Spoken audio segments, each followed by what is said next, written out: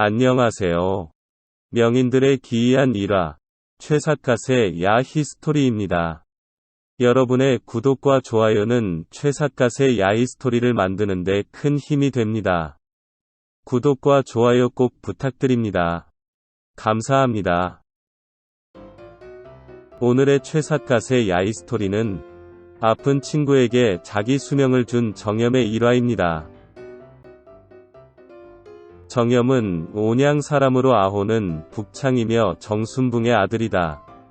어린 나이에도 마음을 가다듬고 정신통일을 하여 신과 통해서 가깝게는 여염집의 조그마한 일에서부터 멀리는 싸이팔만 밖의 풍속 기질의 다름과 주변의 다른 나라 사람들의 말은 물론 야만인이 짓거리는 말을 알아들을 수 있으며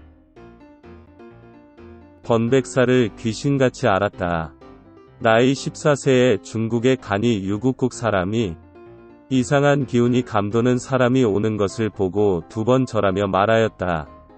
제가 일찍이 점을 쳐보니 모년월일에 이르러 중국에 가면 마땅히 진인을 만날 것이라 하였는데 선생이 진실로 진인이 아니오 하고 곧 학문을 가르쳐줄 것을 청하였다.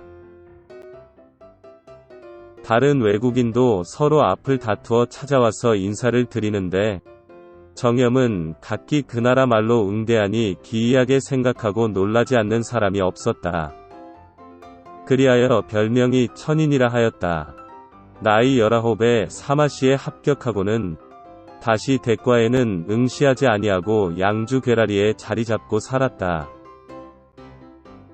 정염은 휘파람을 잘 불었는데 그의 아버지 정순붕이 강원도 관찰사가 되어 어느 날 금강산 구경을 하러 갔는데 정염이 따라갔었다. 그의 아버지가 말하기를 남들이 다 네가 휘파람을 잘 분다고 하는데 나는 아직 들어보지 못했으니 이런 경치 좋은 곳에 와서 한 곡조 불러보이는 것이 어떻겠느냐 고 하였다. 정염이 오늘은 많은 사람이 여기 모여 있으니 내일 비로봉 위에서 불어보겠습니다. 고 하였다. 그 이튿날 비가 오는 것을 무릅쓰고 그가 가려하니 머물렀던 절이 스님이 만류하면서 오늘은 비가 내리고 있으므로 높은 곳에 오를 수 없습니다. 고 하니 정염은 늦게 맑아질 것입니다. 하고 지팡이를 끌고 출발하였다. 정오쯤 되어 과연 하늘이 맑게 개었더라. 그의 아버지가 뒤따라가니 산의 정상에서 피리 소리가 들려오는데 그 소리가 어찌나 우렁차고 청아한지 온 계곡이 진동하는 것 같았다. 스님이 놀라면서 산이 깊고 경치가 절경인데 어떤 피리 소리가 이다지도 깊고 우렁차니 반드시 신선의 피리 소리 같습니다. 고 하였다. 정순붕도 고개를 끄덕였다. 산봉우리에 이르러 보니 피리 소리가 아니고 이것은 정염의 휘파람 소리였다. 정염은 일찍이 불문에 들어가서 마음이 통하는 법을 깨우쳤으나 문호를 얻지 못한 것을 한스러워하였다. 산에 들어가 조용히 참선한 지 3-4일 만에 문득 밝고 확연히 통달하여 백리 밖의 일을 여합부절로 알아맞혀 백에 하나도 틀림이 없었다. 그날 산사에서 같이 기거하던 스님이 와서 묻기를 오늘 아무 준비도 못했으니 어떻게 할 것입니까? 하니 정염은 아니 괜찮소. 우리 집 종아이가 술을 가지고 올 것입니다. 라고 하는 것이었다. 조금 지나서 갑자기 놀라면서 이상하다. 그 술을 마실 수 없게 됐소. 라고 하였다. 종아이가 도착해서 말하기를 술을 지고 오다가 산마루에 이르러 발이 바위에 미끄러져서 술병을 깨고 말았습니다. 고 하는 것이었다. 정염은 집에 있으면서 방에서 연단화후의 법을 연마하고 있었다. 어느 날 손이 한 사람 왔는데 가난한 사람이라 옷차림이 매우 얇았다. 한겨울 추운 날씨에 그 추운 고통을 감내하기 어려워하니 정염은 고방에서 차가운 절편 하나를 가지고 나와 겨드랑이에 끼고 다리미질을 하듯이 몇 번 문질러 꺼내서 손에게 주니 화롯불처럼 따뜻해서 땀을 쭉 흘리며 몸이 훈훈해졌다. 또 어떤 환자가 고질병으로 수개월을 침과 약으로 치료했으나 도무지 낫는 기색이 없었다. 정염이 앉아있는 띠자리에서 한 움큼의 띠줄기를 뜯어내어 손으로 어루만지고 입으로 온기를 불어넣고 다려먹게 하니 병이 금세 나았다. 또한 절친한 친구 한 사람이 병에 걸려 위태로운 지경에 이르렀으며 백약이 다 효험이 없자 그의 아버지가 정염의 신기한 힘을 오래전부터 알고 있는 터라 찾아와서 그의 아들의 명수를 물었다. 정염이 명수가 이미 지났으므로 어찌할 도리가 없습니다. 하니 친구의 아버지가 울면서 간청하기를 어떻게 손을 쓸 수 없겠는가 라고 하는 것이었다. 정염이 그 정리를 각박하게 끊지 못해서 그러면 나의 10년 수명을 감해서 어르신 자제의 수명에 첨가토록 할 터이니 이밖에는 다른 길이 없습니다.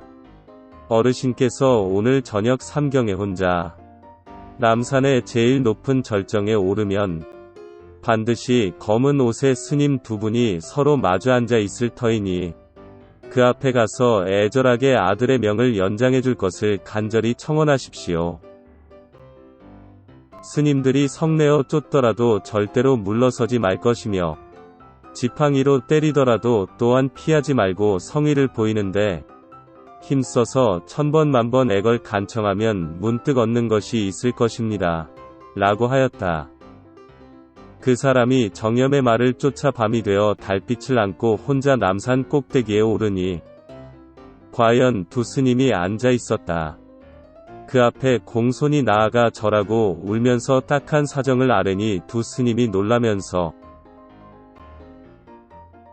지나가는 산승이 잠시 여기서 쉬고 있을 뿐인데 공은 어떤 사람이기에 이 같은 망령된 행위를 하시오. 공의 아들 수명이 짧다는 것을 우리가 어찌 알겠소. 빨리 물러가시오. 하는 것이었다. 그 사람이 못 들은 체하고 두 손을 모아 이마가 땅에 닿는 정례를 올리며 빌어마지 아니하였다.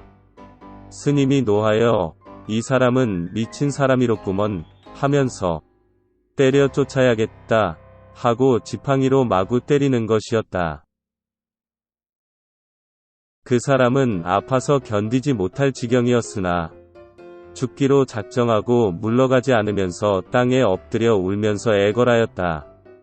한참 만에 검은 옷의 스님이 웃으면서 이것은 반드시 정염의 지도를 받은 것일 것이니 그 아이가 한이 되겠지.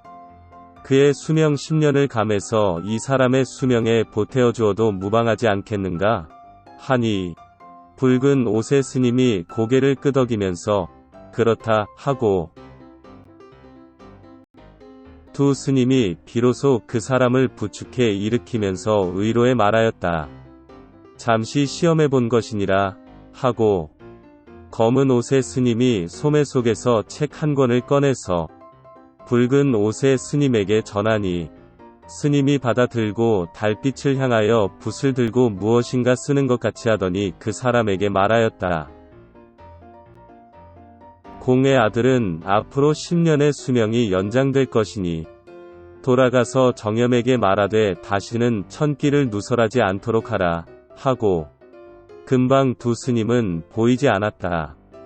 그 사람이 집에 돌아오니 아들의 병이 점점 나아져서 과연 10년을 더 살았고 정염의 향년은 44세였다. 북창정념은 스스로 자기 일생을 슬퍼하는 시에서 일생의 만권의 서적을 독파하고 하루에 1000병의 술을 마신다. 복희 이상의 일을 고담준론하고 속설은 종래부터 입에 걸지 아니하였다. 라고 읊으며 탄식하였었다. 공자의 수제자 아내는 30이 젊은 나이에 요절하였지만 아성이라 일컬어졌는데 북창 선생의 수명은 안자보다는 길었으니 어찌 부족하다고만 하겠는가. 성인도 때를 잘 타고나야 오래 장수를 누리며 인류사회에 커다란 족적과 빛을 남기지만 때를 잘못하고 나면 능력과 덕을 펼 수가 없어 하늘이 일찍 소환해 가신다 한다. 최삿갓의 야이스토리를 구독해주셔서 감사합니다. 최삿갓의 야이스토리는 매주 금요일 12시에 업로드됩니다. 구독과 좋아요, 알람 꼭 부탁드립니다.